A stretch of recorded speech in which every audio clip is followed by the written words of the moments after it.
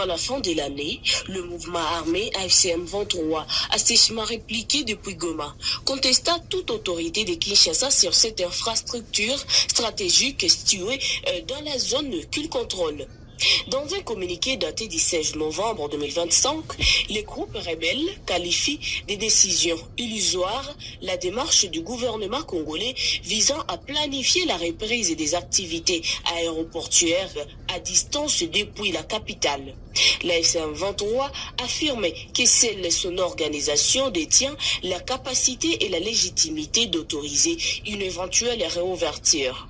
L'aéroport pourra et sera rouvert uniquement par l'AFC M23 et non par M. Tshisekedi Tshilombo ni par quiconque d'autre, a déclaré Laurence Kanyuka, responsable de la communication du mouvement. L'aéroport international de Goma, l'un des plus importants de l'Est de la RDC, demeure fermé depuis plusieurs mois en raison de l'avancée des rebelles dans le Nord Kivu. Kinshasa affirme vouloir le rouvrir en priorité pour restaurer un couloir humanitaire vers les populations affectées par le combat, un objectif soutenu par plusieurs partenaires internationaux dont la France.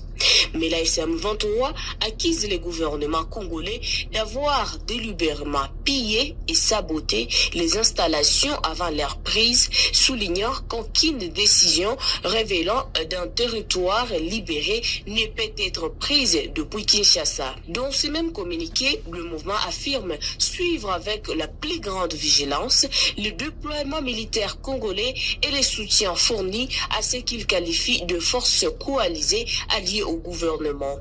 Le combat se poursuivre sur plusieurs axes autour de Kazinga, Bukombo et Mahanga, zone clé pour le contrôle des routes menant vers Massissi Centre. L'AFC M23 tient également à se dissocier des tensions diplomatiques persistantes entre Kinshasa et Kigali, assurant que les contentieux entre les deux États ne concernent en aucune manière son organisation. Le mouvement, régulièrement accusé par la RDC et par l'ONU d'être soutenu par le Rwanda, accusation que Kigali demande, estime que Kinshasa doit gérer seuls ces différents régionaux. Alors que les partenaires internationaux appellent à une désescalade et à un accès sécurisé à l'aide humanitaire, la réouverture de l'aéroport de Goma s'annonce comme un nouvel enjeu d'autorité et de souveraineté entre le gouvernement congolais et les mouvements rebelles.